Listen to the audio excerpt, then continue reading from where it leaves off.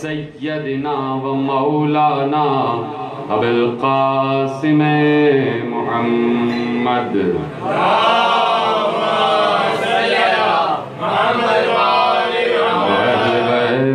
الطيبين الطاهرين المعصومين المظلومين المنتخبين المنتجبين الذين أذهب الله عنهم الرجس وطهرهم تطهيرا.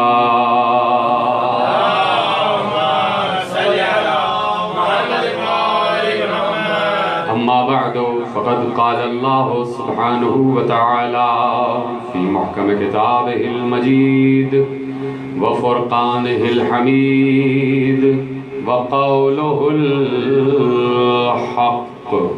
بسم الله الرحمن الرحيم. تبارك الذي نزل الفرقان على لِيَكُونَ لِلْعَالَمِينَ نَذِيرًا. صلوات پڑھیں محمد وآل محمد.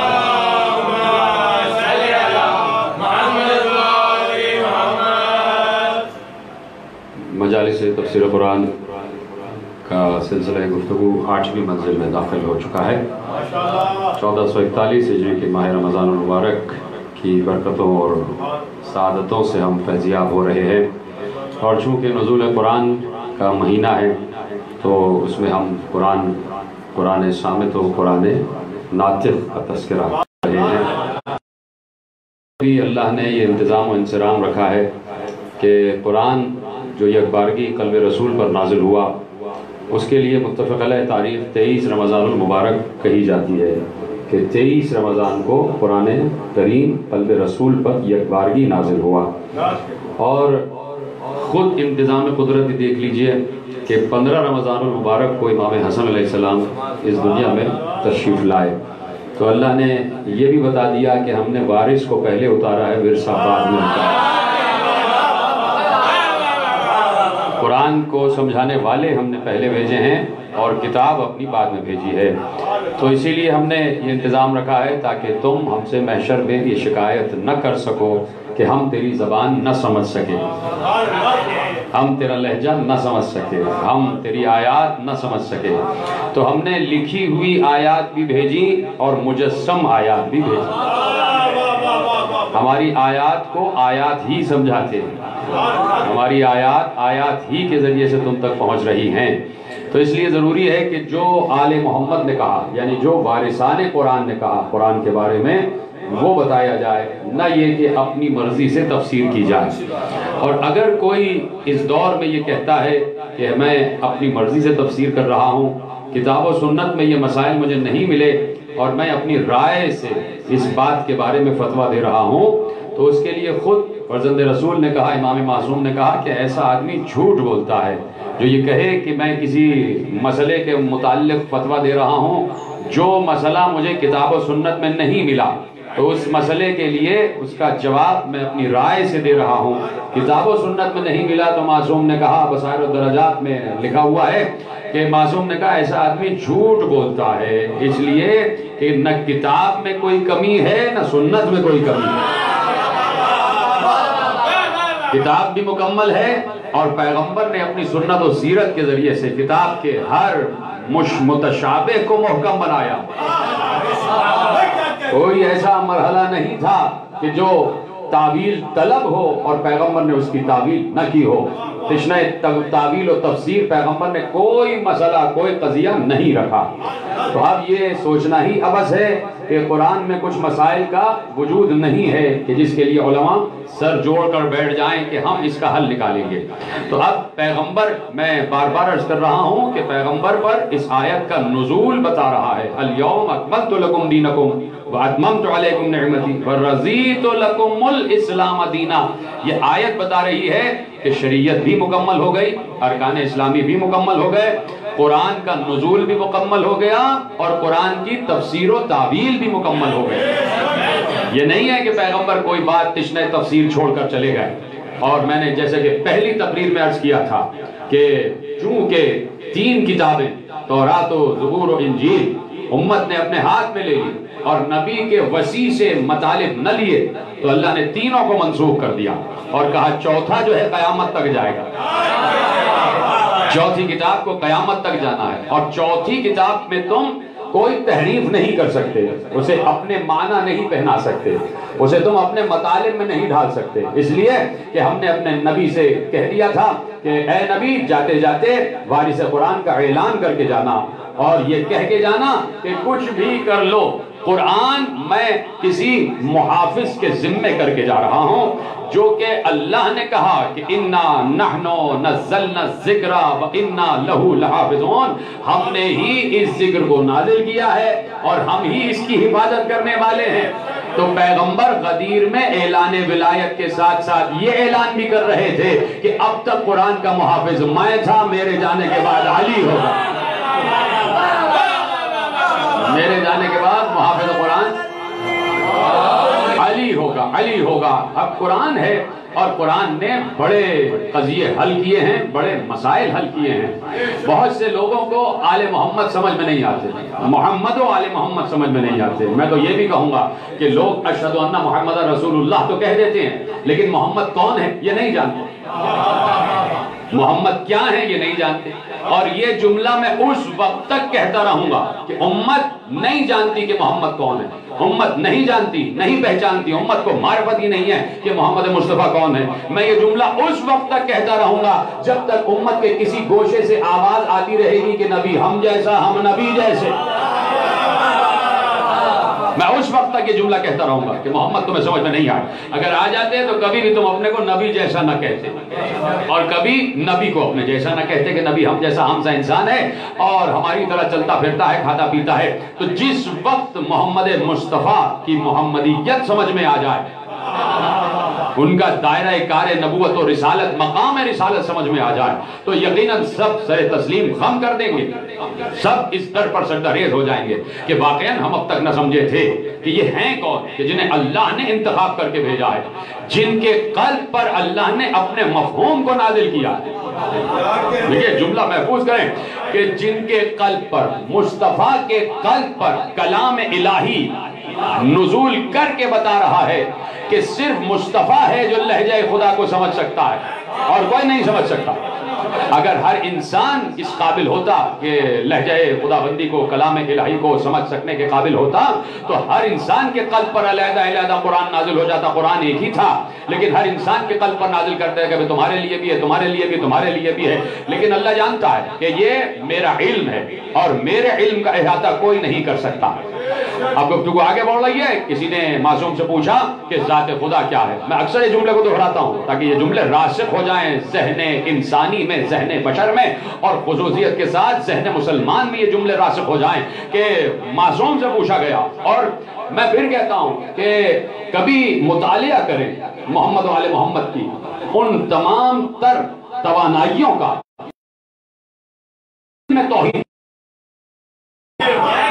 کبھی وہ آپ علوم دیکھیں کہ جو آل محمد نے توحید کے علوم بیان کیے ہیں اور توحید پر بات کی ہے. تأمل سے سنیے میری بات کہ 1400 برس کی تاریخ جس میں علم توحید ہے، علم الہیات ہے اور جتنے بھی علوم توحید و الہیات سے متعلق ہیں وہ سارے علوم آپ کی نگاہ میں ہیں. جتنے سوالات الہیات سے متعلق ہیں، جتنے سوالات توحید سے متعلق ہیں، جتنے سوالات اللہ کی ذات سے متعلق ہیں، میں چیلنج سے کہہ رہا ہوں سوائے آل محمد کے نہ کسی نے کسی اور سے پوچھا اور نہ کسی اور نے جواب دیا. توحید کی باریکیوں پر، توحید کے دقائق پر، توحید کے دقیق مسائل پر سوائے آل محمد کے کسی نے بات نہیں کی. ابی طالب نے معرفت توحید کے دیے ہیں، کیوں نہیں عالم اسلام وہ خود پہ پڑھتا. میں نے کہا نا کہ شیعہ دشمنی میں علی کو نہ چھوڑو کہ بھائی شیعوں کے امام ہیں علی، علی شیعوں کے نہیں، علی شیعوں کے امام نہیں، واقعی علی شیعوں کے امام ہیں. آپ بن جائیے علی کے شیعہ. اعلیٰ عالم اسلام علی کا شیعہ بن جائے اور پھر کہے کہ علی شیعوں کے امام ہیں تو لطف دوبالا ہو جائے گا.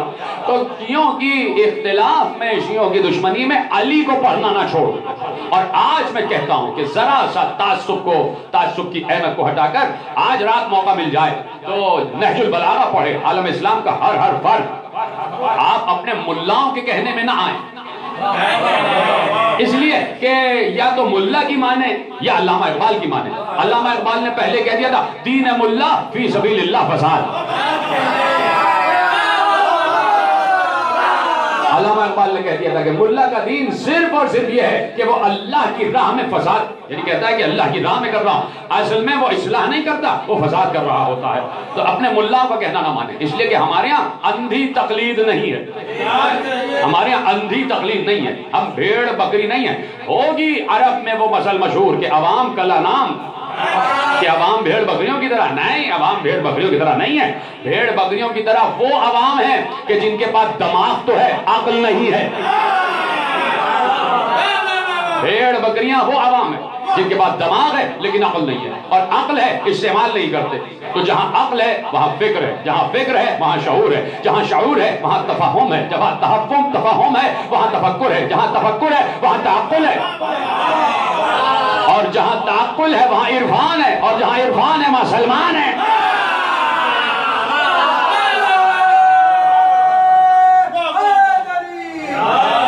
توجہ فرما رہے ہیں آپ؟ یہ میں زینہ بزینہ آپ کی توجہات کا طالب ہوں کہ آج رات ہی بیٹھ جائے عالم اسلام. آج ویسے بھی ہفتہ ہے اور ویسے بھی ہر روز ہی آج کل تو اتوار کا گزر رہا ہے. دنیا جن حالات سے گزر رہی ہے چھٹی ہی چھٹی ہے، اور ویسے بھی اگر کسی کو کل جانا ہے تو پوری رات بیٹھی ہے اور سحری کرنے سے پہلے نہج البلاغہ کا مطالعہ کریں. آج عالم اسلام کا ہر کلمہ گو، چاہے وہ بریلوی ہو، چاہے شافعی ہو، چاہے مالکی ہو، چاہے حنفی ہو، چاہے حنبلی ہو، چاہے اہل حدیث ہو، چاہے دیوبندی ہو، کوئی بھی ہو، میں اس سے دس بستہ درخواست کرتا ہوں کہ آج سے وہ ایک وقت نکالے نہج البلاغہ کا مطالعہ کرنے کے لیے. مطالعہ ضرور کریں. اور اگر آپ کے گھر میں نہج البلاغہ نہیں ہے تو آپ اس کو ڈاؤن لوڈ کر لیجئے، آپ کے موبائل میں موجود ہے، آ جائے گی، ڈاؤن لوڈ کیجئے اور اس کو پڑھیے، ترجمے کے ساتھ پڑھیے، اور پھر آپ کو لطف آئے گا کہ کائنات میں بعد رسول علی ہے جس نے توحید سمجھی، اور توحید ایسی سمجھی ہے کہ جیسے توحید سمجھنے کا حق ہے. جو توحید بیان کی ہے میرے مولا علی نے، جیسے توحید بیان کی ہے ویسے کسی نے توحید بیان نہ کی، اس لیے کہ وسیع رسول ہے. اور وسیع رسول وہی ہو جسے معلوم ہو کہ اللہ کون ہے، جو علم توحید میں کامل ہو، جو علم رسالت میں کامل ہو، جو علم الہیات میں کامل ہو. تو علی ابن ابی طالب نے جو معرفت توحید کے خطبے دیے ہیں وہ پڑھے جائیں اور ان سے صرف نظر نہ کیا جائے اور ملائیت کی طرف نہ جائے انسان. دیکھیے ملا آج کا جو ملا ہے، جو مولوی ہے، وہ کوشش کرتا ہے کہ آپ دین کو نہ سمجھیں، آپ سمجھنے کی طرف نہ آئیں، کوشش ہے اس کی. یہ بالکل وہی منظر ہے کہ جو آج سے سینکڑوں برس پہلے رہبانیت کا منظر، کہ جہاں عیسائی راہب کہتے تھے کہ گرجا کے معاملات میں ہر کسی کو بولنے کا حق نہیں ہے. دیکھیں یہ آپ پڑھیں، مطالعہ کریں کہ عیسائیت عروج پر ہے، اور وہاں کے ہر پادری، ہر فادر، ہر عالم تورات و انجیل و زبور سب نے اپنی عوام سے کہا تھا خبردار ہر کوئی گرجا کے معاملات میں نہیں بولے گا، ہر کوئی تورات نہیں سمجھے گا، ہر کوئی انجیل اپنے ہاتھ میں نہیں لے گا، ہر کسی کو زبور سمجھنے کا حق نہیں دیا گیا ہے. یہ صرف ہم ہیں کہ ہمارے ہاتھ میں انجیل رہے گی، یہ ہم ہیں کہ گرجا کے تمام معاملات ہمارے ہاتھ میں ہیں، عوام الناس کو اختیار نہیں ہے. تو اگر آج کا ملا آپ کو دور کر رہا ہے قرآن سے اور کہہ رہا ہے قرآن نہ سمجھو، اور قرآن کو ان سے نہ سمجھو جن کے گھر میں قرآن نازل ہوا ہے، تو آپ ملا کی بات نہ مانیں، بالکل نہ مانے ملا کی بات. عالم الگ ہوتا ہے، ملا الگ ہوتا ہے. عالم الگ ہوتا ہے، ملا الگ. ملا دین میں فساد برپا کرتا ہے، ملا دین میں تفرقہ ڈالتا ہے. جو بھی دین میں تفرقہ ڈالے سمجھ لو، دور ہٹ جاؤ اس سے، اور اس کو جیسے جانور کو حش کہہ کے بھگاتے ہو ویسے اس کو بھی اپنے پاس سے بھگاتا. بھگانے کی ضرورت نہیں ہے، لاحول پڑھ دو کہ خود بخود بھاگ جائے. علماء الگ ہیں، علماء الگ ہیں، ملا الگ ہے. اور ملا کا کوئی فرقہ نہیں ہوتا، ہر فرقے میں ملا ہوتا ہے، ہر مسلک میں ملا ہوتا ہے، ہر مذہب میں، ہر مشرب میں ملا ہوتا ہے. ملائیت اس کا کوئی دین و مذہب نہیں ہے. جہاں لالچ ہے وہاں ملائیت ہے.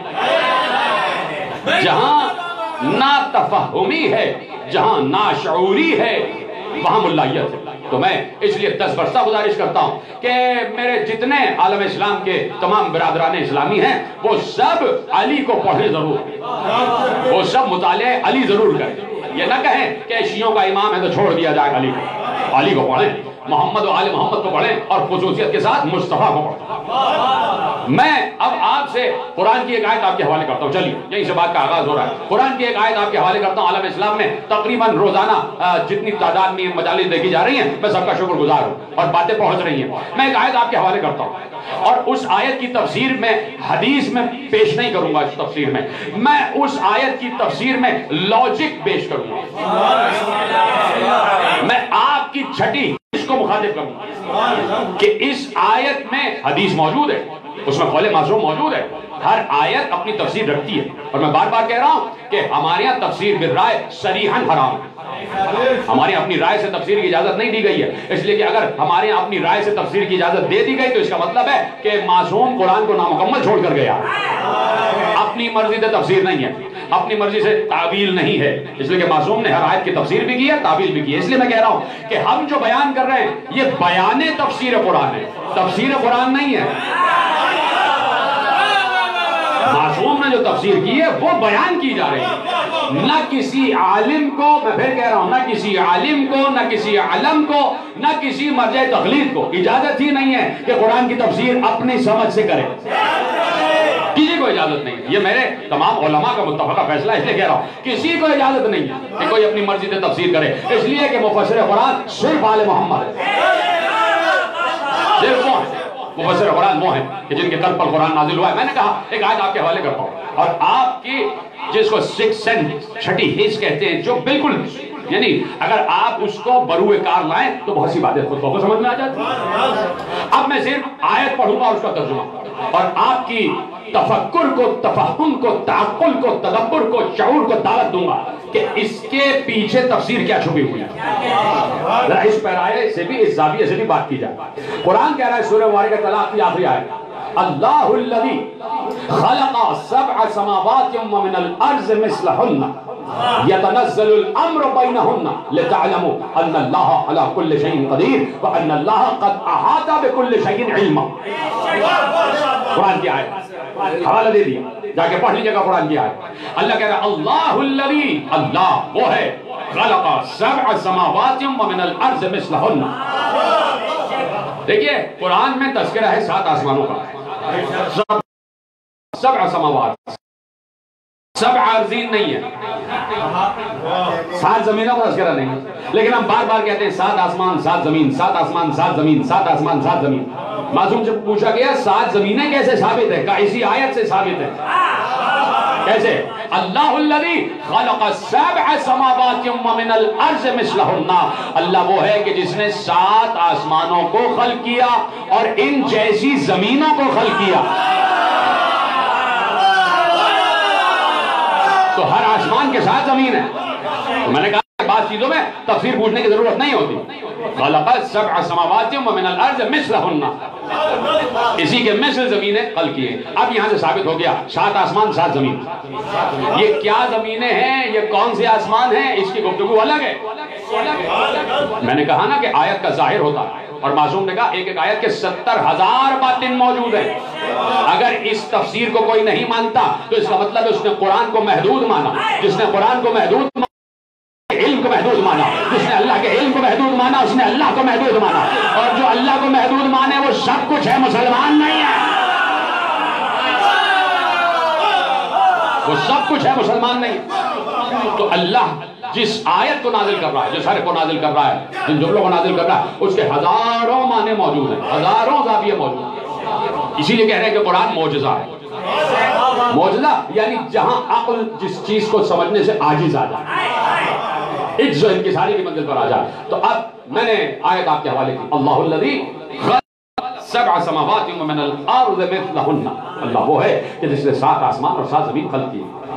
یتنزل الامر بینہن، اللہ کہہ رہا ہے ہر زمین کے درمیان امر نازل ہوتا ہے۔ قرآن ہے، قرآن، ہر آسمان اور زمین کے درمیان امر نازل ہوتا ہے۔ نزول امر سے کوئی انکار نہیں کر سکتا، نزول امر سے کسی کو انکار نہیں ہے۔ کوئی کلمہ گو 73 فرقوں میں ایسا نہیں ہے جو نزول امر سے انکار کرتے، اس لیے کہ قرآن نزول امر کی تصدیق کر رہا ہے۔ نزول امر ہو رہا ہے، یتنزل الامر بینہن، امر نافذ نازل ہو رہا ہے اور نازل ہوتا رہے گا۔ مضارع کا صیغہ ہے نا، نازل ہو رہا ہے اور نازل ہوتا رہے گا، یعنی یہ امر کا نزول امر رکے گا نہیں، مسلسل ہے۔ اور اگر میں آپ کے ذہنوں سے قریب ہو جاؤں تو اس وقت بھی نزول امر ہے، اس وقت بھی نزول امر ہے۔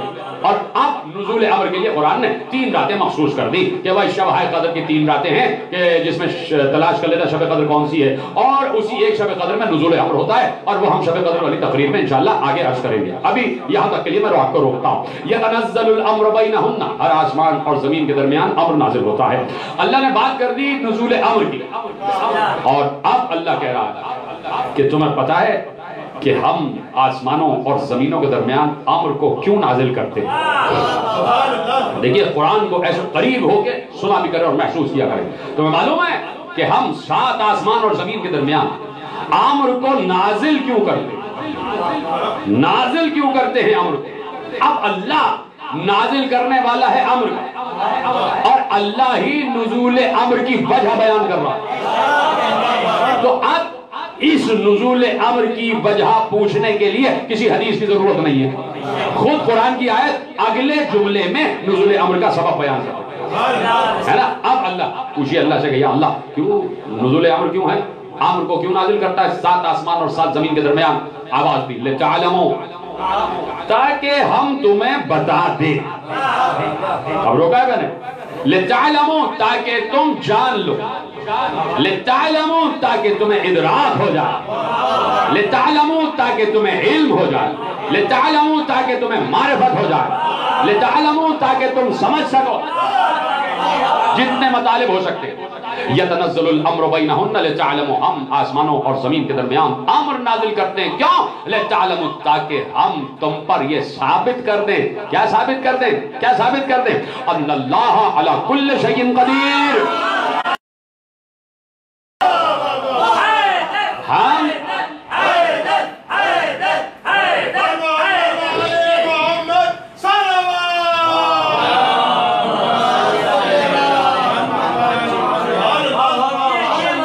جو فرما رہے نا، ہم امر کو اس لیے نازل کرتے تاکہ ہم تم پر یہ ثابت کر دیں کہ ہم ہر شے پر قدرت رکھتے ہیں۔ لِتَعْلَمُوا ان اللہ علی کل شیء قدیر، تاکہ ہم تم پر یہ ثابت کرتے کہ ہم ہی ہر شے پر قدرت رکھتے ہیں۔ وَأَنَّ اللَّهَ قَدْ أَحَاطَ بِكُلِّ شَيْءٍ عِلْمًا، اور دوسری بات نزول امر کا سبب یہ ہے تاکہ ہم تم پر یہ ثابت کر دیں کہ ہمارے ہی پاس ہر شے کا علم ہے۔ امر کے نزول کے 2 مقاصد، دنیا یہ جان لے کہ اللہ قادر ہے، اور دنیا یہ جان لے کہ اللہ ہی عالم ہے۔ ٹھیک ہے، اب اس سے تو کوئی روگردانی نہیں کر سکتا، اس سے تو کوئی مفر نہیں ہے، اس لیے کہ اللہ نے نزول امر بھی بیان کیا اور نزول امر کا مقصد بھی بیان کر دیا۔ ہم امر اس لیے نازل کرتے ہیں تاکہ ہم تم پر اپنی قدرت بھی ثابت کر دیں، تاکہ ہم تم پر اپنا علم ثابت کر دیں۔ ان اللہ قد احاط بكل شيء علما، اللہ کا علم احاطہ کرتا ہے ہر شے کا، ہے نا، اور اللہ ہی ہر شے پر قدرت رکھتا ہے۔ اب میں عزیزو ایک بات بتاؤں کہ میں کوئی بھی مثال لے لی کہ بھائی میں نے آپ کو خط بھیجا، آپ کہیں گے کہ بھئی یہ خط کیوں بھیجا؟ کہا کہ بھئی میں نے خط اس لیے بھیجا ہے تاکہ میرا مطمع نظر آپ تک پہنچ جائے۔ اب اس خط میں جو میرا مقصد ہے نا وہ لکھا ہوا ہے، اس خط میں جو میرا مقصد ہے وہ لکھا ہوا ہے، اور میری تحریر ثابت کرے گی کہ میرا مقصد کیا ہے، میری تحریر ثابت کرے گی کہ میرا مقصد کیا ہے۔ اب آپ کے اور میرے درمیان یہ خط وسیلہ ہے، بات آپ کی یہاں تک پہنچ گئی۔ اب اللہ کہہ رہا ہے کہ اصل میں تم پر یہ ثابت کرنا چاہتا ہوں کہ میں قادر ہوں، اور میں تم پر یہ ثابت کرنا چاہتا ہوں کہ میں عالم ہوں۔ اس کے لیے میں نے امر نازل کیا۔ اب امر میں میری قدرت بھی ہے، میرا علم بھی ہے۔ جی ذرا آپ سلامت رہیں۔ امر میں میری قدرت بھی ہے میرا علم بھی ہے. یہی امر ہے کہ جو ثابت کرے گا کہ میں قادر ہوں اور میں ہی عالم ہوں. لیکن میں آپ کا وقت لے رہا ہوں تاکہ ذہنوں میں بات راسخ ہو جائے. امر میں قدرت ہے خدا کی اور امر میں علم ہے خدا کا. اب یہ امر قدرت خدا لے کے آ رہا ہے اور علم خدا لے کے آ رہا ہے. سوال جو میں نے کہا تھا نا منطقی بات کروں گا, حدیث پیش نہیں کروں گا. حدیث موجود ہے لیکن ابھی حدیث میں نے روک لی ہے. سوال منطقی بات, امر کا نزول ہو رہا ہے آج بھی. اب جب آئیں گی نا شب قدر اس میں نزول امر ہوگا. ہر سال نزول امر ہو رہا ہے اور نزول امر کا مقصد کیا ہے؟ ہر امر کے نزول میں اللہ کی قدرت بھی چھپی ہوئی ہے, اللہ کا علم بھی چھپا ہوا ہے. امر ثابت کرے گا کہ اللہ قادر ہے, امر ثابت کرے گا کہ اللہ عالم ہے. اللہ یہ نہیں کہہ رہا کہ میں اتر کے ثابت کروں گا کہ میں قادر ہوں. دیکھیے آہستہ آہستہ آگے بڑھ رہا ہوں میں. وہ کہہ رہا ہے میں تمہارے سامنے آ کے اپنے علم کا اعلان نہیں کروں گا کہ میں عالم ہوں. میرا امر اس بات کی دلالت رکھتا ہے کہ میں قادر ہوں اور میں عالم ہوں. امر اتر رہا, اس حال بھی اترے گا. مجھ پر اترے گا, نعوذ باللہ آپ پر اترے گا, کسی ملا پر اترے گا, کسی عالم پر اترے گا, کسی عالم پر اترے گا, کسی مرجع تقلید پر اترے گا, کسی مفتی اعظم مصر تک اترے گا, کیا امام کعبہ پر اترے گا؟ نہیں, امر اترے گا اولی الامر پر. اب جب امر اولی الامر پر اترا تو وہ امر قدرت خدا کے ساتھ اترا, علم خدا کے ساتھ اترا.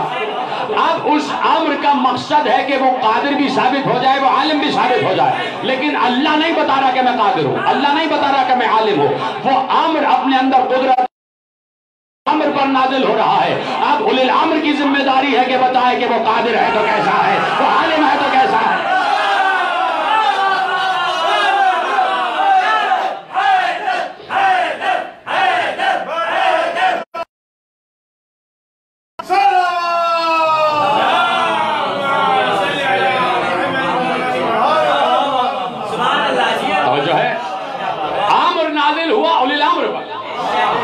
امر کے اندر اللہ نے بات چھپا دی ہے, اس امر میں میری قدرت بھی ہے, اسی امر میں میرا علم بھی ہے. تو گویا قدرت خدا اولی الامر پر اتر رہی ہے, علم خدا اولی الامر پر اتر رہا ہے. اس میں یہ نہیں لکھا گیا ہے کتنی قدرت اور کتنا علم. جتنا بڑا وہ قادر ہے پوری کی پوری قدرت امر میں ہے, جتنا بڑا وہ عالم ہے پورا کا پورا علم اس امر میں ہے. اور امر اللہ کے پاس رکا ہوا نہیں ہے, نازل ہو رہا ہے. امر نازل ہو رہا ہے, نزول امر ہو رہا ہے. اب جس پر نازل ہو رہا ہے اس کی ذمہ داری ہے کہ پوری دنیا پر یہ ثابت کرے کہ اللہ قادر ہے, پوری دنیا پر یہ ثابت کرے کہ اللہ عالم ہے. اللہ کی قدرت کیا ہے؟ کبھی اس پر غور فرمائے نا کہ اللہ کی قدرت, دنیا ختم ہو جائے گی, اللہ کی قدرت کی فہرست ختم نہیں ہو سکتی. اس کی قدرت کی وسعت کیا ہے, لامحدودیت کیا ہے, کوئی اس کا احاطہ نہیں کر سکتا, کوئی لکھ نہیں سکتا. انسان آتے جائے قیامت تک, خراب انسان آتے جائیں اور لکھتے چلے جائیں, کوئی اس کی قدرت کا احاطہ نہیں کر سکتا. لامحدود ہے اس کی قدرت. عالم اسلام کے علماء سے, ملا سے سوال نہیں, ملا کے پاس تو کسی سوال کا جواب ہے ہی نہیں. علماء سے اگر میں 10 بستہ طالب علم کی حیثیت سے سوال کروں کہ اللہ کی قدرت ہے, اللہ کی قدرت ہے, کوئی ایسا نہیں ہے 73 فرقے میں میرے ان سوالات سے انکار کرتے ہیں. میں کہوں اللہ کی قدرت میں یہ بات شامل ہے کہ اس وقت سورج نہیں ہے مگر دھوپ نکل آئے. کوئی ہے جو انکار کرتے؟ سب کہیں گے بالکل ٹھیک ہے. یعنی رات میں سورج نہیں ہے اور دھوپ نکلی ہے, پھر بھی رات ہے. کیا اللہ کی قدرت میں یہ بات شامل نہیں ہے کہ صبح سورج نکل رہا ہو, اپنی روشنی دے رہا ہو, پھر بھی اندھیرا ہو؟ دیکھیں میں قدرت خدا کی بات کر رہا ہوں. سورج نکلا ہے پھر بھی اندھیرا ہو, اللہ کی قدرت ہے, کوئی انکار نہیں کر سکتا. ہاں قدرت ہے. کیا قدرت خدا میں یہ بات نہیں ہے کہ بادل نہیں ہے اور برسات ہو رہی ہے؟ آپ کہیں گے ہے, بالکل ہے. کیا اللہ کی قدرت میں یہ بات شامل نہیں ہے کہ ذرات زمین کی تعداد کیا ہے؟ اللہ بتا دے. ذرات زمین میں جو مٹی کے ذرات ہیں ان کی تعداد کیا ہے؟ اللہ کی قدرت میں بات شامل ہے نا, بتا دے, اللہ بتا دے گا. کیا قدرت خدا یہ نہیں ہے کہ اس وقت ہم سب کا مشترکہ باپ آدم اس وقت ہمارے سامنے آ جائیں, ہم ان کو سلام کریں, السلام علیکم, ہر فرد کہے السلام علیکم یا ابی, اے میرے باپ آپ پر اپنی قبر سے زندہ ہو کے آ جا اور سب سے کہے اے میرے بیٹو کیا کر رہے ہو؟ ہے نا اللہ کی قدرت. یہ سب اللہ کی قدرت ہے. کیا اللہ کی قدرت نہیں ہے کہ زمین سمٹ کے ایک ذرے کی صورت میں آ جائے؟ بالکل ہے. کیا اللہ کی قدرت نہیں ہے کہ زمین اتنی پھیلے کہ آسمانوں کی وسعتیں کم ہو جائیں؟ بالکل ہے. ہر چیز اللہ کی قدرت ہے. میں نے کہا نا کہ میں گنواتا چلا جاؤں گا اور دن اور تاریخ اور لمحات ختم ہو جائیں گے، اللہ کی قدرت کی فہرست ختم نہیں ہوگی. میں نے آپ سے سوال کیا پورے عالم اسلام سے، کیا اللہ کی قدرت ہے کہ رات ہے لیکن پھر بھی دھوپ ہو؟ آپ نے کہا ہے، لیکن آہستہ سے کہا. میں نے کہا اللہ کی قدرت نہیں ہے کہ سورج نکلا ہو پھر بھی اندھیرا ہو؟ آپ نے کہا ہے، لیکن آہستہ سے کہا. میں نے کہا کہ اللہ کی قدرت نہیں ہے کہ بادل نہ ہو پھر بھی بارش ہو جائے؟ آپ نے کہا ہاں، لیکن آہستہ سے کہا. میں نے کہا کہ اللہ کی قدرت نہیں ہے کہ زمین میں ذرات کتنے اس کی تعداد بتا دے؟ آپ نے کہا ہاں قدرت ہے، لیکن آہستہ سے کہا. ابھی تک آپ بولے نہیں. اب میں آپ سے پوچھتا ہوں، کیا اللہ کی قدرت نہیں ہے کہ مغرب میں ڈوبے ہوئے سورج کو واپس پلٹا لے؟ کیا اللہ کی قدرت نہیں ہے سورج مغرب میں ڈوب جائے اسے واپس پلٹا لے؟ کیا اللہ کی قدرت نہیں ہے کہ جو زہرہ ستارہ جس میں کھرب ہا کھرب زمینیں سما جائیں وہ ستارہ اتنا سا ہو کہ کسی دروازے پر آ جائے؟ کیا اللہ کی قدرت نہیں ہے؟ اللہ کی قدرت ہے. آپ کہیں گے بالکل اللہ کی قدرت ہے. اور میں کہوں کیا اللہ کی قدرت نہیں ہے کہ حضرت آدم قبر سے اٹھ کے آ جائیں؟ آپ نے کہا اللہ کی قدرت ہے.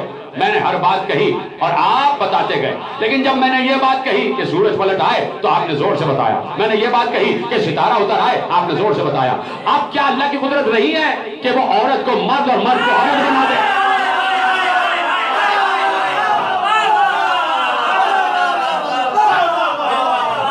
آپ نے کہا ہے. میں نے کہا اللہ کی قدرت نہیں ہے کہ وہ کسی زندہ کو مردہ کر دے یا کسی مردہ کو زندہ کر دے؟ آپ نے کہا بالکل اللہ کی قدرت.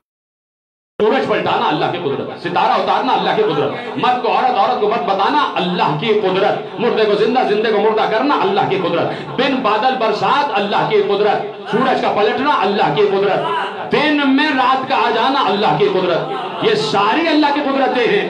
تو مجھے بتاؤ کیا سورج کو آگے اللہ نے پلٹایا؟ کیا دنیا میں کسی مردے کو زندہ کر کے اللہ نے دکھایا؟ کیا ستارہ اتار کے اللہ نے بتایا؟ سارے کام اللہ کے، لیکن دکھا رہا ہے اولی الامر.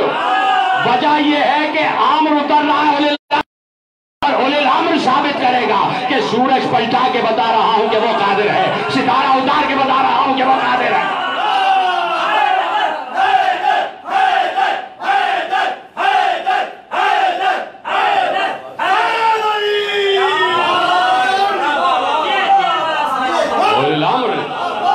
سورج پلٹا کے بتایا کہ اللہ قادر ہے. سورج پلٹا کے بتایا اللہ قادر ہے. ستارے کو اتار کے بتایا اللہ قادر ہے. مردے کو زندہ کر کے بتایا اللہ قادر ہے. زندہ کی نماز جنازہ پڑھا کے بتایا کہ اللہ قادر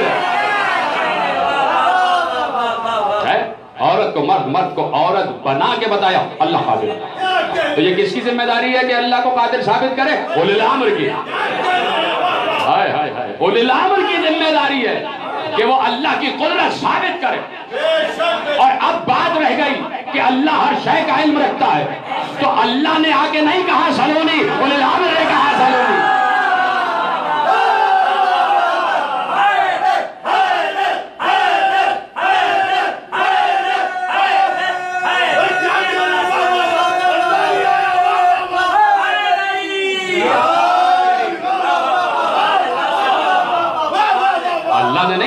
کسی کو کہ مجھ سے سوال کرو.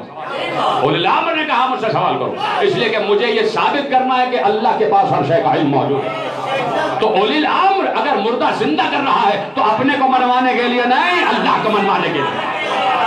اولی الامر اگر سلونی کہہ رہا ہے تو اپنا علم منوانے نہیں، اللہ کا علم منوانے. اس لیے کہ جس پر امر نازل ہوگا اسی کی ذمہ داری ہے، میری اور آپ کی نہیں. جس پر امر نازل ہوگا، امر قدرت کے ساتھ اور علم کے ساتھ نازل ہوتا ہے. اور جب قدرت آ جاتی ہے کسی کے پاس تو چاہے مدینے میں ہو، چشم زدن میں، خیبر میں پہنچ جائے. جب قدرت آ جاتی ہے، اللہ کی قدرت آتی ہے نا، نزول امر ہو رہا ہے اور اولی الامر کے پاس اللہ کی قدرت، اللہ کا علم. تو آپ کوئی کہہ دے کہ بھائی اللہ کا علم اور کسی کے پاس، اس لیے کہ میں نے کہا تھا نا کہ معصوم سے جو سوالات کیے گئے، میں نے کہا نا، ہم نے زحمت دی تھی کہ آپ علی کو پڑھیں، اولاد علی کو پڑھیں، علی کے 11 بیٹوں کو پڑھیں. انہوں نے علم توحید کی بات کی ہے. تو علی کے 5ویں بیٹے امام جعفر صادق علیہ السلام سے پوچھا گیا کہ مولا ذات خدا کیا ہے؟ ذات اللہ کیا ہے؟ اللہ کی ذات کیا ہے؟ ذات خدا پر کوئی بات نہیں کر سکتا سوائے اولی الامر کے. جس پر اللہ کے امر کا نزول ہو رہا ہے وہی بتا سکتا ہے کہ ذات خدا کیا ہے. تو معصوم نے کہا کہ العلم ذات ہی، اللہ کی ذات علم ہے، یعنی وہ علم ہی ہے، علم ہی علم ہی جو بھی ہے وہ علم ہے، اس کی ذات ہی علم ہے، اس کی ذات ہی علم ہے. تو اللہ کی ذات علم ہے. یہ کس کو پتا تھا؟ ان سے پہلے. ان سے پہلے کس کو پتا تھا؟ ان کے بعد سب کو معلوم ہو گیا کہ اللہ کی ذات علم ہے، اللہ کی ذات علم ہے. اور اب کوئی اگر کہے کہ آپ نے کیسے کہہ دیا کہ اللہ کا علم اولی الامر میں موجود ہے، اللہ تو لامحدود ہے. کوئی کہہ سکتا ہے نا کہ آپ نے کیسے کہہ دیا کہ اللہ کا علم اولی الامر کی ذات میں موجود ہے، اس لیے کہ اس کی ذات ہی علم ہے. تو کسی میں علم خدا سما جانا اس کا مطلب ہے ذات خدا کا سما جانا. دیکھیے کتنی کٹھن منزل ہے کہ اگر کوئی یہ کہہ دے کہ علم خدا کا احاطہ کیے ہوئے ہے ان کی ذات، تو اب چونکہ وہ کہہ چکے کہ العلم ذات ہی، تو گویا پوری ذات خدا ان میں سما گئی. یہ کیسے ہو سکتا ہے؟ اس لیے کہ اللہ لامحدود ہے، اللہ لامحدود ہے. لیکن میں کیا کروں کہ وہی اللہ جو یہ کہہ چکا ہے کہ میری ذات ہی علم ہے، جو یہ ثابت کر چکا ہے کہ میں لامحدود ہوں، وہی کہہ رہا ہے آیت الکرسی میں کہہ رہا ہے وَلَا يُحِيطُونَ بِشَيْءٍ مِّنْ عِلْمِهِ إِلَّا بِمَا شَاءَ. کوئی میرے علم کا احاطہ نہیں کر سکتا لیکن وہ جسے میں چاہوں. وَلَا يُحِيطُونَ بِشَيْءٍ مِّنْ عِلْمِهِ، کوئی شے اس کے علم کا احاطہ نہیں کر سکتی الا بما شاء، جسے اللہ چاہے. تو اب جب اللہ چاہ رہا ہے کہ کوئی ہمارے علم کا احاطہ کر لے تو میں اور آپ اور ملا کون ہوتا ہے اعتراض کرنے والا؟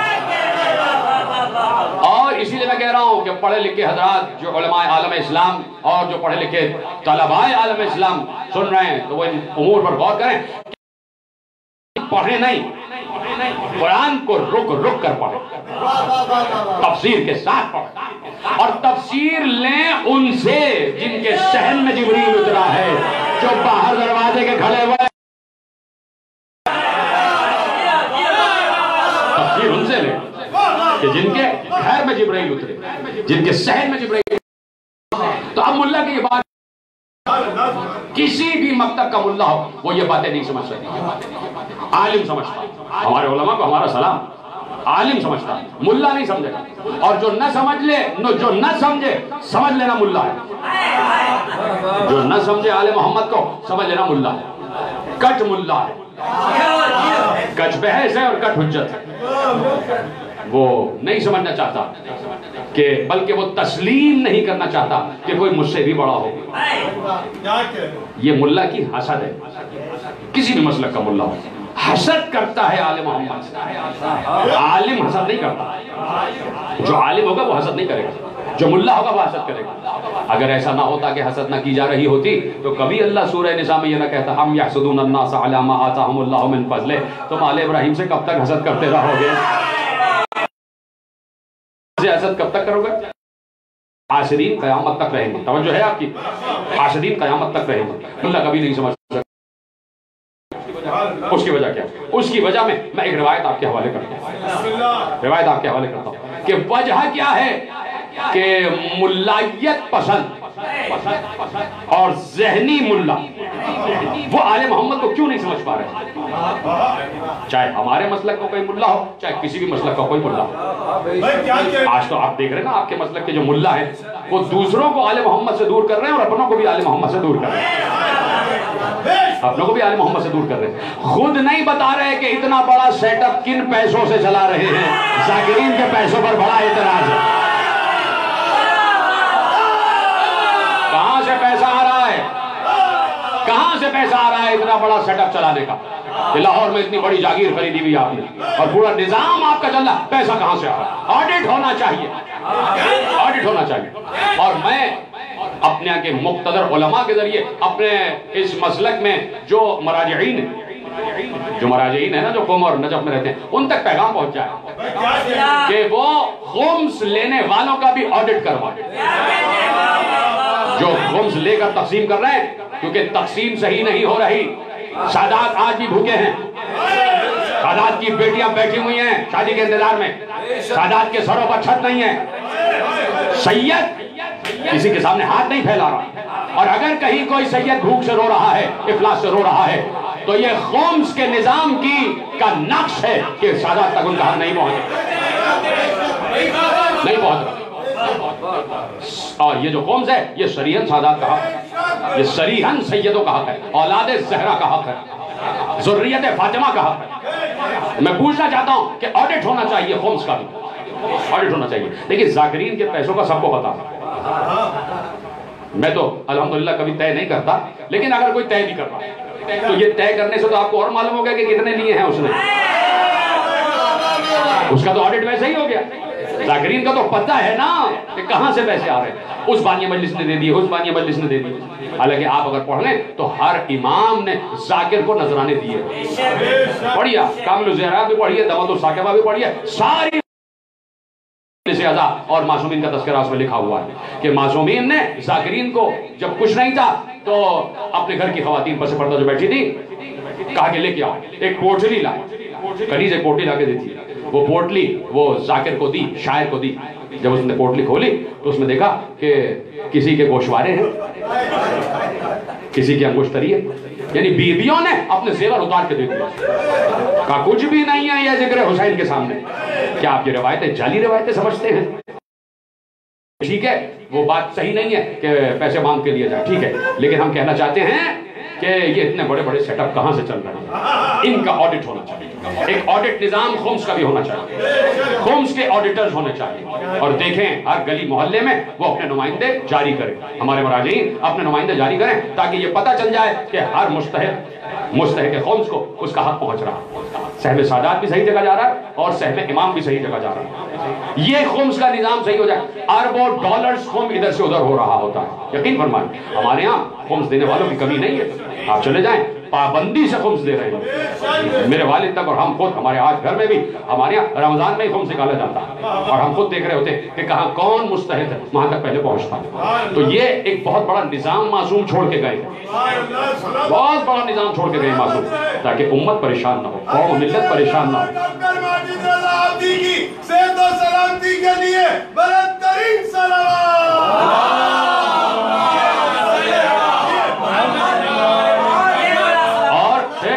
دس بستہ گزارش ہوں، میں کسی کمار شمار میں نہیں، لیکن ایک طالب علم کی حیثیت سے، قوم کے فرد کی حیثیت سے عرض کر رہا ہوں، اس لیے کہ ہر صاحب شعور کو بات کرنے کی اجازت دی گئی ہے، بات کرنے کی اجازت دی گئی کہ اس کو میری بات سے ناراض ہو رہا ہو تو وہ ناراض ہو جائے، میں معافی نہیں مانگوں گا، میں معذرت نہیں چاہوں گا، اس لیے کہ بات میں صحیح کر رہا ہوں، بات اگر غلط کی ہو تو معذرت چاہوں گا، غلط نہیں ہے صحیح، میری بات پر غور ضرور کیجئے گا، غور ضرور کیجئے گا کہ خود علماء جن کے پاس خمس آ رہا ہے، جو خمس کے لینے کے مجاز ہے، وہ خود یہ طے کرے، آج رات یہ طے کرے کہ کیا ہم صحیح کر رہے ہیں۔ بعض علماء کو میں جانتا ہوں، علماء تو نہیں کہوں گا ان کو، عالم تو ایسا نہیں ہوتا، بعض لوگوں کو میں جانتا ہوں وہ اپنا لائف اسٹینڈرڈ مینٹین کرنے کے لیے خمس کا پیسہ استعمال کرتے ہیں، میں جانتا ہوں، ذاتی طور پر جانتا ہوں، یقین فرمائیں ممبر سے کہہ رہا ہوں، میں ذاتی طور پر جانتا ہوں کہ وہ اپنے لائف اسٹیٹس کو مینٹین رکھنے کے لیے خمس کا پیسہ اپنے لیے استعمال کر رہے ہوتے ہیں، یہ بالکل اجازت نہیں دی گئی۔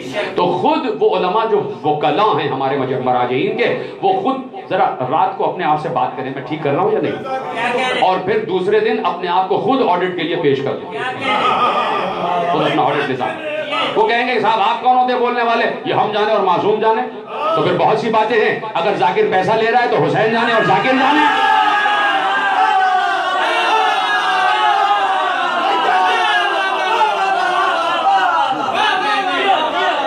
پھر حسین جانے اور ذاکر جانے، توجہ ہے نا آپ کی؟ تو اب یہ ملا کی سمجھ میں آل محمد کیوں نہیں آیا؟ اتنا علم، اتنا علم، اتنا علم، میں خود مدرسے سے فارغ التحصیل تو نہیں، جس لیے کہ مدرسے سے کبھی کوئی فارغ التحصیل ہوتا نہیں ہے، اس لیے کہ مدرسے سے فارغ التحصیل ہوئے تو اس کا مطلب ہے علم سے فارغ التحصیل ہو گیا، یہ تو علم بڑھتا رہتا، آج ہمارے اتنے بڑے بڑے مراجعین ہیں آج تک پڑھ رہے ہیں، علم کی کوئی انتہا نہیں ہے، توجہ فرما رہے ہیں آپ؟ تو اب میں صرف ایک روایت آپ کے حوالے کرتا ہوں کہ بھئی اتنا علم پڑھ رہے ہیں، اتنا نصاب، اتنی عربی گرامر، اتنی لغت، اتنے علوم، اتنا صرف، اتنا نحو، اتنے علوم پڑھ رہے ہیں آپ، مستقل لغت بھی پڑھ رہے ہیں، سب کچھ پڑھ رہے ہیں، اور اس کے باوجود جو عالم و عالم ہے خدا کی طرف سے وہ آپ کی سمجھ میں نہیں آ رہا۔ وجہ کیا؟ میں صرف ایک روایت پیش کروں گا کہ سمجھ میں آ جائے کہ ملا کی سمجھ میں آل محمد کیوں نہیں آ رہے اور ملا آل محمد کو کیوں نہیں قبول کر رہا۔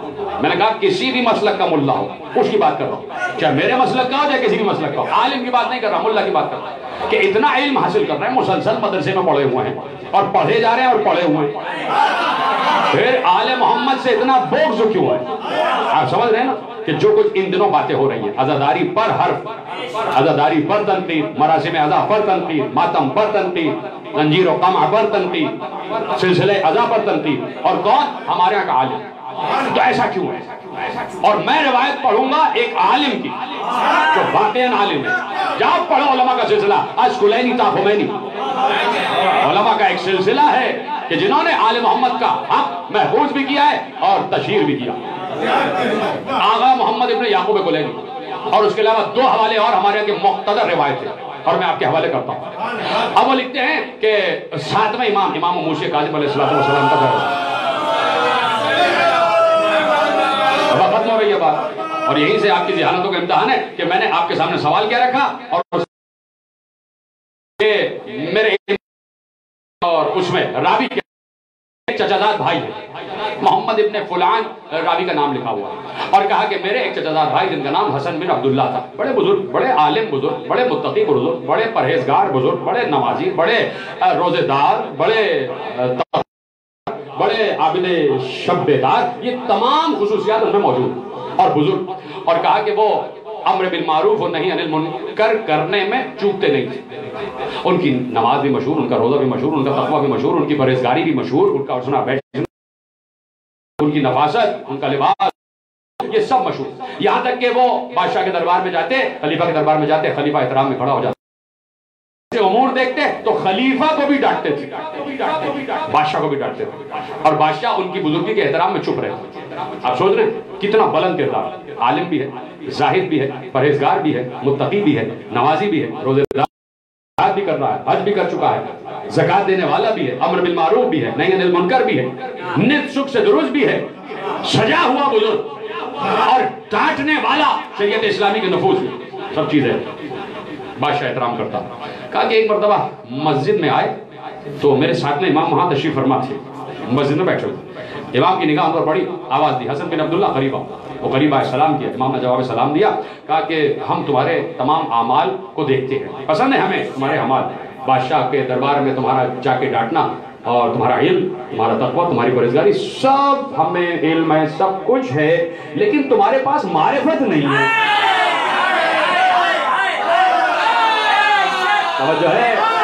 توجہ ہے، میں نے سوال جو قائم کیا اس کا جواب دے گا کہ کیوں ملا کی سمجھ میں آل محمد نہیں آ رہے؟ کہ سب کچھ ہے، معرفت نہیں ہے۔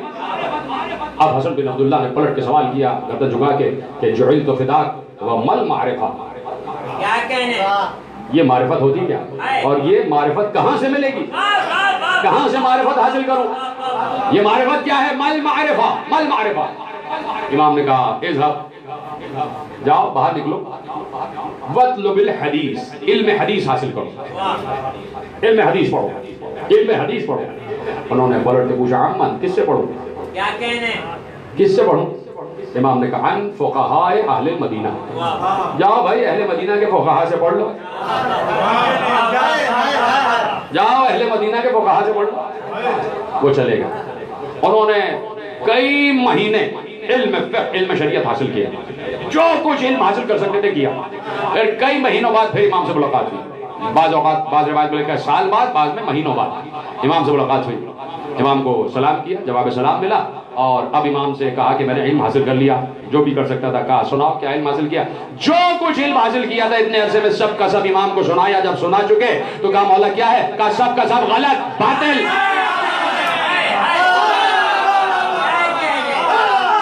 سب کا سب غلط۔ امام کہہ رہے ہیں، امام حجت خدا اولی الامر، اللہ کی طرف سے منصوص امام، اللہ کی قدرت ظاہر کرنے والا، اللہ کے علم کا وارث، قرآن کا مفسر، کہہ رہے ہیں سب باطل، سب غلط، سب غلط۔ کہا مولا آپ کیا کروں؟ کہا کہ جاؤ فاعرف المعرفہ، اب یہ پتا کرو کہ معرفت کیا ہے۔ پہلے تو کہا تھا نا اطلب المعرفہ، معرفت کی طلب کرو، معرفت حاصل کرو، کہا فاعرف المعرفہ، اب معرفت کی معرفت حاصل کرو۔ اور یہ کہہ کے امام چلے گئے۔ حسن بن عبداللہ کہتے ہیں مجھے پریشانی لاحق ہو گئی کہ میں دین کی کس منزل پر کھڑا ہوں، میرا دین کہاں ہے، میرا ایمان کیا ہے؟ میں اپنے بارے میں متحیر ہو گیا کہ میں ایمان کی کس منزل پر ہوں، میرا اسلام کس منزل پر ہے، آیا ایمان کی کسی منزل پر ہوں یا نہیں؟ کہ اپنے آپ سے سوال کر رہا تھا اور انتظار کر رہا تھا کہ پھر فرزند رسول سے ملاقات ہو جائے۔ پھر کبھی ملاقات ہو گئی، یہ اپنے باغ کی طرف جا رہے تھے، امام سے ملاقات ہو گئی، آگے بڑھے، سلام کیا، سلام کر کے کہا جعلت فداک، میری جان آپ پر فدا ہو جائے، انی احتج علیک بین یدی اللہ فدلنی علی المعرفہ۔ اب کہا ہاتھ جوڑ کے کہ میری جان آپ پر فدا ہو جائے، میں اللہ کے دربار میں آپ کی شکایت کروں گا، اب آپ مجھے بتائیے کہ معرفت کیا ہے، اب آپ مجھے بتائیں کہ معرفت کیا ہے۔ میں اس موقع پر ایک جملہ کہتا ہوں، اگر اسی وقت پوچھ لیتے کہ مولا آپ ہی بتا دیجئے تو اتنا تگو دو کرنے کی ضرورت ہی نہ ہوتی۔ اس وقت پوچھ رہے ہیں کس سے حاصل کریں؟ امام نے کہا جاؤ فقہائے مدینہ سے حاصل کریں۔ تو کہا کہ اب آپ مجھے بتائیے کہ معرفت کیا ہے، تیار ہیں سننے کے لیے؟ اب امام جو بتائیں گے اس سے ہٹ کے تو کچھ اور نہیں ہوگی نا معرفت، پہلے تو سب اس بات کا اقرار کریں۔ اب جو امام بتائیں گے معرفت اس سے ہٹ کے کچھ اور نہیں ہوگی۔ جاؤ حوالہ دے چکا، اصول کافی سے روایت پڑھ رہا ہوں، محمد ابن یعقوب کلینی علیہ الرحمہ نے، میرے آگے بڑے عالم دین نے روایت لکھ دی کہ جیسے ہی اس نے کہا کہ مولا اب آپ مجھے بتائیے کہ معرفت کیا ہے، تو کلینی کہتے ہیں کہ راوی نے کہا جیسے ہی پوچھا آپ بتائیے معرفت کیا ہے، مولا نے ذکر علی شروع کر دیا۔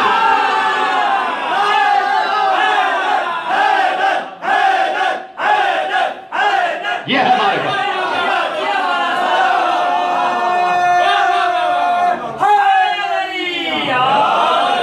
روایت کے لفظ ہیں، روایت کے لفظ ہیں فَأَخْبَرَهُ بِأَمِيرِ الْمُؤْمِنِينَ، پھر مولا نے اسے امیر المومنین کی باتیں بتانا شروع۔ صرف یہی نہیں، جملہ یہ نہیں ہے، کہا کہ علی کی باتیں بتائیں اور جس نے علی کے حق پر ڈاکہ ڈالا تھا ان کی باتیں نہیں بتائیں۔ معرفت دو چیزوں کا نام ہے، ولایت اور برات۔ ولایت اور برات، یہ دو چیزیں ہوں گی تب معرفت کامل ہے۔ تو اگر مدرسوں میں معرفت علی نہ پڑھائی جائے تو پھر وہ مدرسہ کس کام کا ہے؟ وہ مدرسہ کس کام کا ہے اگر کسی مدرسے میں پڑھایا؟ مولا کہہ رہے ہیں کہ معرفت علی ہے، جب خود مولا کہہ رہے ہیں کہ معرفت ذکر علی ہے، اور اگر مدارس میں ذکر علی نہ پڑھایا جائے تو پھر وہ مدرسہ کس کام کا؟ پھر کس کام کا مدرسہ ہے؟ پھر تو آپ بھی طالبان ہیں، پھر تو آپ بھی بے قاعدہ ہیں،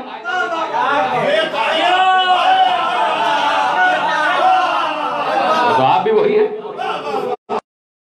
طالبان جہل نہ بنو، طالبان علی بنو، طالبان علم بنو۔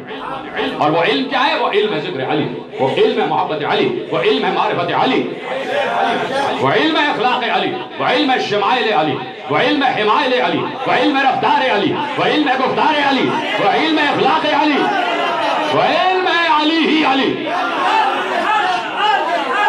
علی ہے علی۔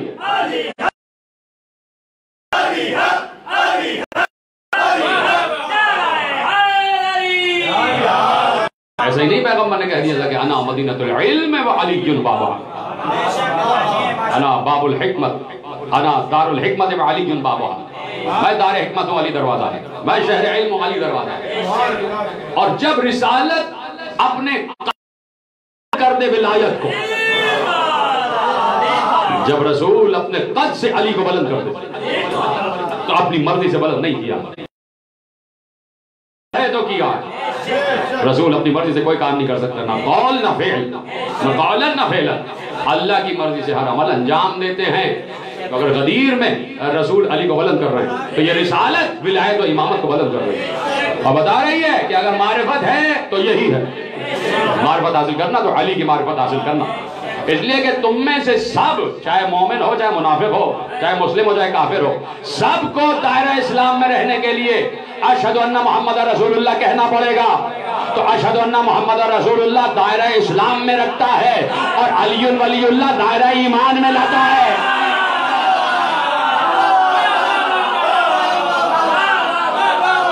علی ولی اللہ دائرہ ایمان میں لاتا ہے، ایمان کا نام ہے علی ولی اللہ، اسلام۔ تو میں دستبستہ گزارش کرتا ہوں کہ ایسے کج ذہن اور کم ذہن لوگوں کا احتساب کیا جائے کہ جو کچھ ناقص وکلا بن کے سامنے آ گئے، جو کیس خراب کر رہے ہیں، کیس خراب کر رہے ہیں۔ اور کچھ ایسے کردار گزرے ہیں تاریخ اسلام میں کہ جنہوں نے وہ تحکیم والا کیس بھی خراب کیا۔ وہ جو صفین میں تحکیم کا کیس ہوا وہ خراب کیا گیا، اس کو علی کی طرف سے بھیج دیا گیا ایک بے وقوف کو، علی منع کر رہے تھے یہ نہیں جائے گا، یہ نہیں جائے گا۔ تو ایسے ہی کچھ اشعری آج بھی ہیں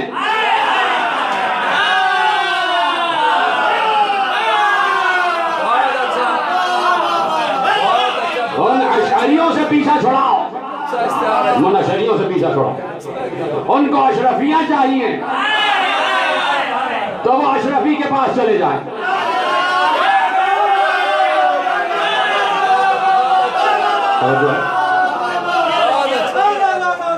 تو میرے عزیزو یہ ہے ذکر اہل بیت، اور یہ ہے نزول امر جس کے لیے میں نے زحمت دی۔ يتنزل الامر بينهن لتعلموا ان الله على كل شيء قدير وان الله قد احاط بكل شيء علما۔ امر خدا بتاتا ہے کہ اللہ ہر شے پر قدرت رکھتا ہے، امر خدا بتاتا ہے کہ اللہ ہر شے کا علم رکھتا ہے۔ قدرت خدا امر کا کام، علم خدا امر کا کام۔ اپنے دور میں امر نزول کر رہا تھا ذات رسول پر، رسول کے بعد نزول امر ذات علی پر۔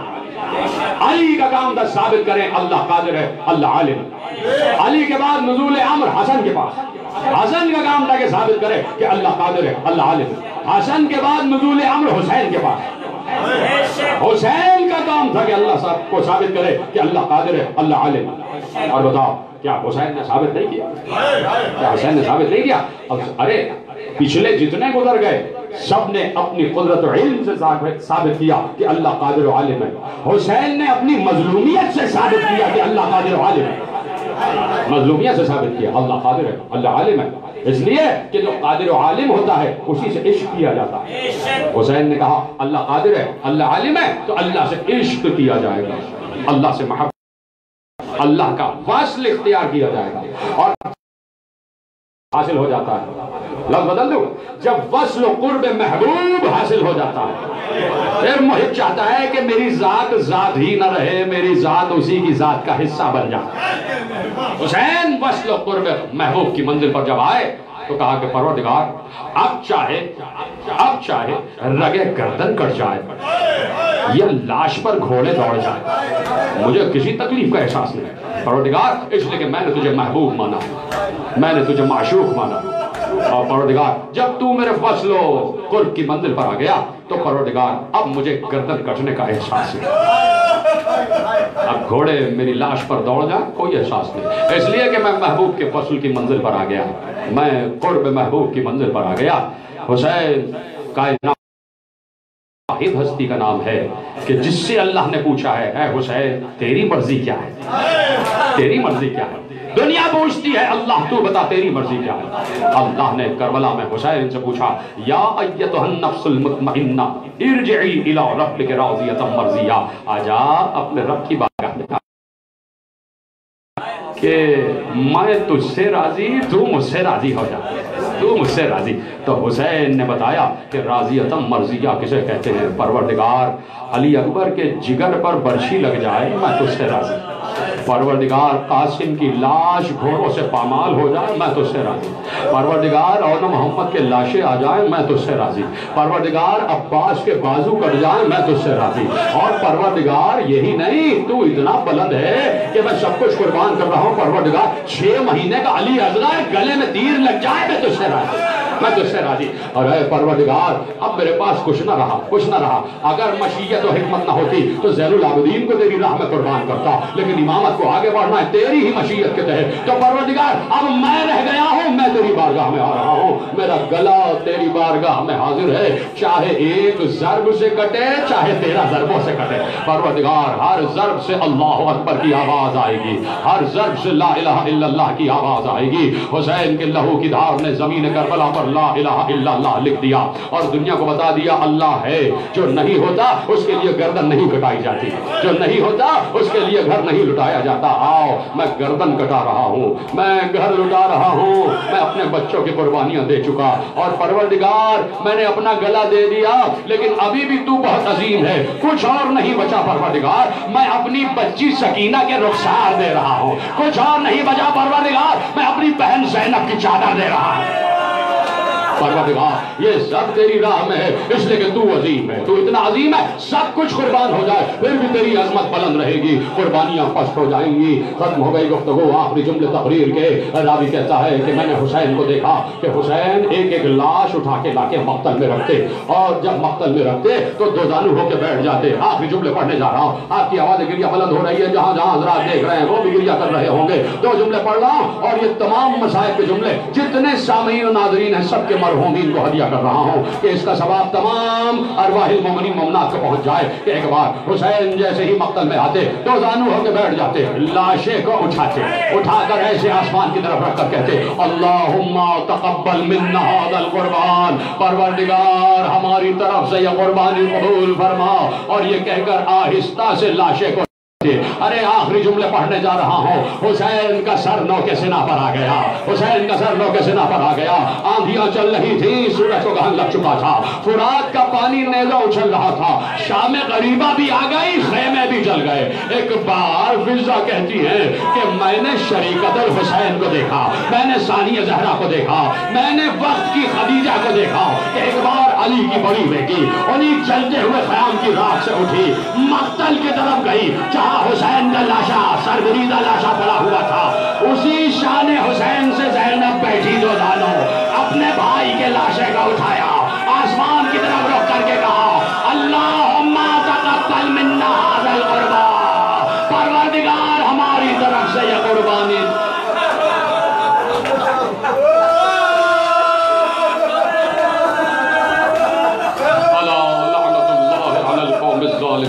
فسيعلم الذين ظلموا أي منقلب ينقلب